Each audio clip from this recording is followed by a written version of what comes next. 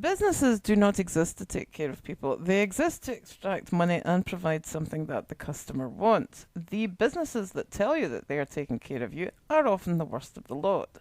Take the cuddly advertisements for chemical companies, which often use childlike graphics to persuade you that they are doing something good for you, your family, and your immediate environment, whilst doing the exact opposite.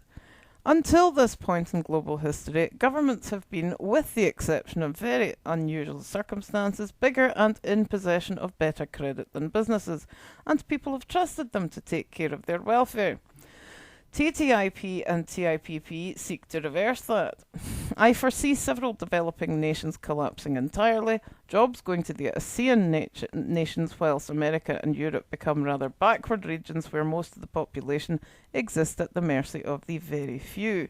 This will be enhanced by modifying education and the media to enable people to genuinely believe that money means merit. A scanty look at the people you know will tell you that the smart ones are not the same as the rich ones. It is a matter of priorities as well as your ability to look convincing when you say yes to anything said to you.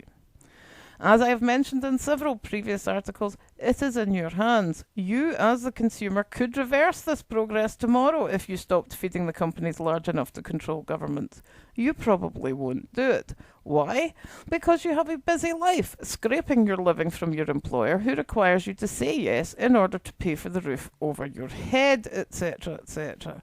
This makes, for example, going to the supermarket more convenient, which in itself precludes you from starting a grocer's, a deli, a goods store, etc., because everyone else is, like you, going to the supermarket to hand over their money to the same people. It is as much a question of convenience as it is belief. It is not complicated to think that if you do enrich smaller businesses, it puts them in a position where the barriers to entry to compete with larger businesses in a hugely monopolistic situation are more manageable. I would like to know what happened to antitrust laws. Now only non-cronies appear to be prosecuted for creating situations in which small versions of large supermarkets, for example, put successful corner shops out of business. Another example was Remax, who had the employees pay for overexpansion to reduce their competition. We all live in an inherently corrupt society where we're told that we have no power because we have little money, and we sit back and believe it while sustaining a system that cannot work well for us. In the event that you have a problem, the simple answer is to pick up your wallet and go elsewhere. That is the nature of capitalism. There is now no other way of rebelling against a system that does not suit us, because we allowed businesses to become bigger than government, and the trade agreements that America is conning our middle management politicians into signing will nail this to the wall. Never trust a corporatist. America is a corporatist country. Mussolini had very interesting things to say about corporatism. Feel free to look it up yourself. In contrast, I wake up with a list of things I would like to do to help people every morning. Many of those things make no sense to anyone but me. I do not think it is odd to do this. It would take more effort not to. I explained this to many of my friends before I removed them from my life. Why did I remove them? I was told that this was a crazy way to live, that you should always consider yourself first.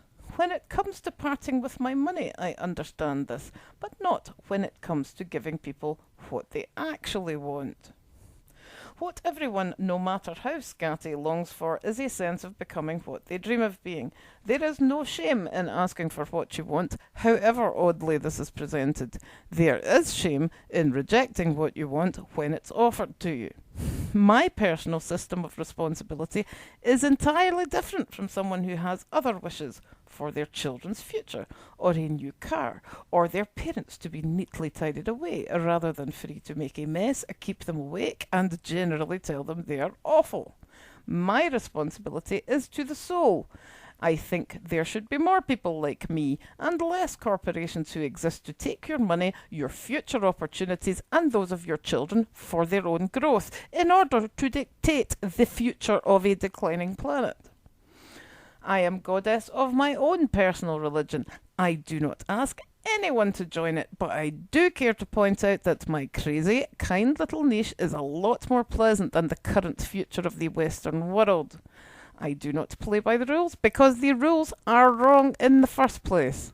Dreams are real, reality is transient.